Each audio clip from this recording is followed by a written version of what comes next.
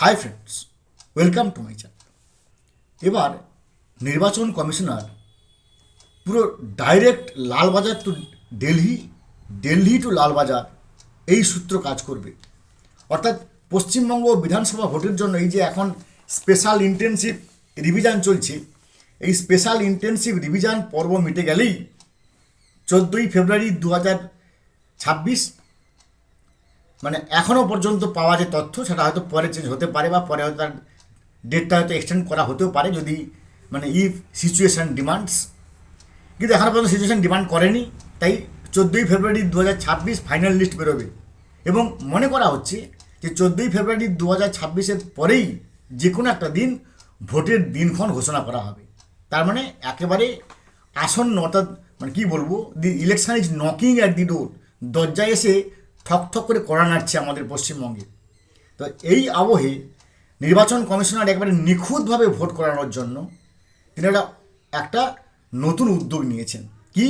21 page format report, 21 পাতার একটা report চেয়ে পাঠাচ্ছে প্রতি সপ্তাহে শুক্রবারের আগে লালবাজারের কাছে, এবং সেটা ডাইরেক্ট পৌঁছে যাবে দিল্লির কাছে। তো সেটাকে ভাই লালবাজারে পাঠালাম, লালবাজার সেটাকে আবার মানে কোনো একটা রাজ্যের দপ্তরে পাঠাবে, রাজ্যের দপ্তর তিনি সেটাকে দেখবেন, তিনি হা হা হো হো হি হি করবেন না। No mercy will be accepted for this cases. Direct commissioner চেয়ে পাঠিয়েছে লালবাজারকে, লালবাজার দিয়ে পাঠাবে কমিশনারকে। এই হচ্ছে তার direct Lalbazar to Delhi, Delhi to Lalbazar. কী কী চেয়ে পাঠিয়েছে 21 পেজ ফরম্যাট রিপোর্টে? নাম্বার অফ পোলিং বুথস, যে ভাই একবারে নিখুঁতভাবে কতগুলো পোলিং বুথ এর আগেরবারে হয়েছিল এবং এবারে যে তার কনস্টিটিউশন করা হয়েছে, তার যে ফর্ম করা হয়েছে, সেই পোলিং বুথের অ্যান্ড সেন্টার্স তার নাম্বার দাও এবং তথ্য দাও। তথ্য মানে গতবারে কোন কোন পোলিং স্টেশনে ভোট হয়েছিল এবং সেই যে তার পোলিং সেক্টরস কে ছিল, পুলিশ সেক্টর কে ছিল, সিভিল সেক্টর কে ছিল, কোন কোন সেন্টার থেকে নির্বাচন হয়েছে, এটা হলো এক প্রশ্ন। এবার identification of sensitive polling areas, আমি আগেই বলেছি এবারে কিন্তু রাজ্য পুলিশের কোনো গল্প নেই। আগে কী ছিল? রাজ্য পুলিশ সেন্ট্রাল পুলিশকে পথ দেখাতো, রাজ্য পুলিশ সেন্ট্রাল পুলিশকে নিয়ে রুট মার্চ করাতো, ফ্ল্যাগ মার্চ করাতো, তাদেরকে পথ দেখাতো। কিন্তু সেই কাজটা এবার করবে মাইক্রো অবজারভার। নিশ্চয়ই আপনারা জানেন যে স্পেশাল ইন্টেন্সিভ রিভিশনের জন্য কমিশনার একেবারে পুরো যুদ্ধক্ষেত্রের মতো তার ডায়মন্ড ছকে খেলছে। প্রথমে আছে স্পেশাল রোল অবজারভার, তারপরে আছে রিজিওনাল লেভেল অবজারভার, তারপরে আছে নর্মাল লেভেল অবজারভার বা নর্মাল রোল অবজারভার, অর্থাৎ special roll observer, regional roll observer, normal roll observer, micro observer, তারপরে ইআরও, এইআরও, একেবারে ডায়মন্ড ছকে কমিশনার খেলতেছে। তো সেই জন্য কি বলছে না, identification of sensitive polling area আছে, কোন কোন সংবেদনশীল, অতি সংবেদনশীল এবং মারাত্মক সংবেদনশীল পোলিং এরিয়া, তার লিস্ট পাঠাও। প্রিভিয়াস ইনস্ট্যান্সেস, নেক্সট হচ্ছে কি previous instances of voter intimidation and action taking report. কার নাম হচ্ছে ইন্টিমিডেশন? ভয়, হুমকি।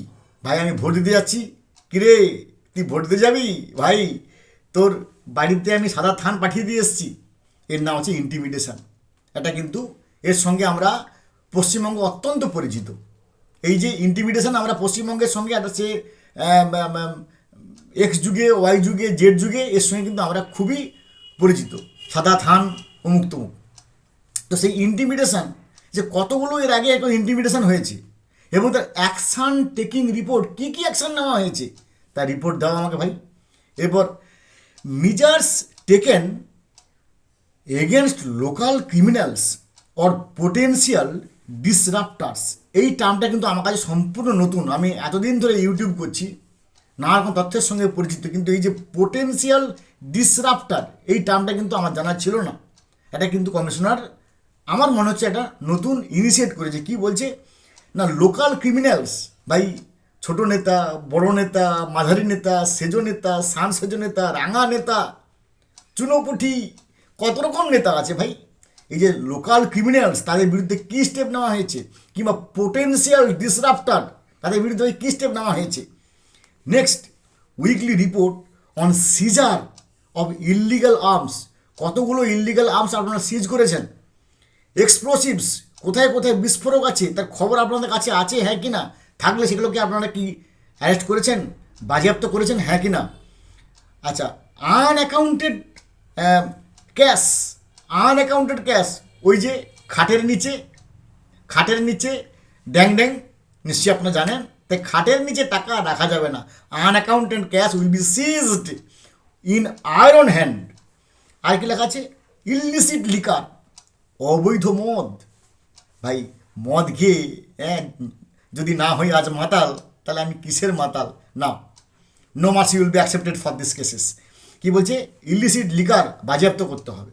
Next, information on political violence incidents and corresponding police station.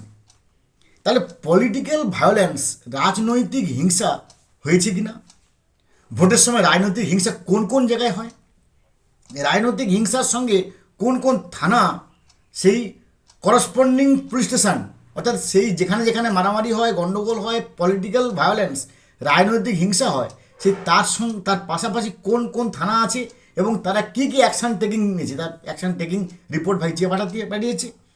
আর হচ্ছে the number of pending arrest warrants, কতগুলো অ্যারেস্ট ওয়ারেন্ট করতে আপনাদের বাকি আছে, কেন বাকি আছে, কেন পেন্ডিং করে রেখেছেন, অ্যারেস্ট ওয়ারেন্ট কেন করেননি। দ্যাট হ্যাভ বিন এক্সিকিউটেড, কতগুলো আপনাদের এক্সিকিউটেড হয়েছে, কতগুলো the list of execution to be implemented under pending list will be completely submitted or thrown to the Election Commissioner of India in due time or due consume time। কি বলছে, এবং সবচেয়ে যারা, এবং এই যে, এবং মানে এই 21 পেজ ফরম্যাট রিপোর্টের সবচেয়ে মারাত্মক হচ্ছে যে সেন্ট্রাল পুলিশকে বা সিআরপিএফকে বা সিপিএম ফোর্সকে ম্যাজিস্টেরিয়াল পাওয়ার দেওয়া হচ্ছে, যে পাওয়ারটা আমরা পেয়ে থাকি ভোটের দিন।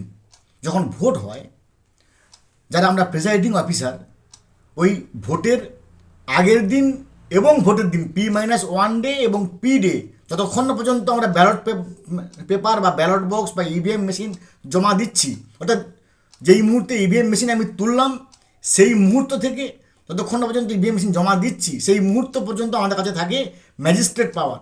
আমরা যে কোনো মুহূর্তে যে কোনো কাউকে কী বলবো, শুট অন সাইট, তাকে আমরা গুলি করার অর্ডার দিতে পারি। এটার নাম হচ্ছে ম্যাজিস্টেরিয়াল পাওয়ার। যেটা আমাদেরকে দেওয়া হয় P-1 ডে এবং P ডে, সেটা সিআরপিএফকে এবং সিপিএম ফোর্সকে এবং এই যে সেন্ট্রাল বাহিনীকে ম্যাজিস্টেরিয়াল পাওয়ার দেওয়া আছে। ফলে no lame excuses will be applied, no lame excuses will be entertain for this cases. এবং ফলে এটা কিন্তু একেবারে আমরা, এবং এতে সমস্যা হবে তাদের যারা দুষ্কৃতী, যারা মিসক্রিয়েন্টস, যারা প্রফেশনাল লুটেরাজ, যারা আমাদের মতো যারা সহজ সরল পশ্চিমবঙ্গবাসী, আমাদের ক্ষেত্রে এটা কিন্তু আশীর্বাদ হিসেবে গণ্য হবে। ভালো থাকুন, have a good day, thanks.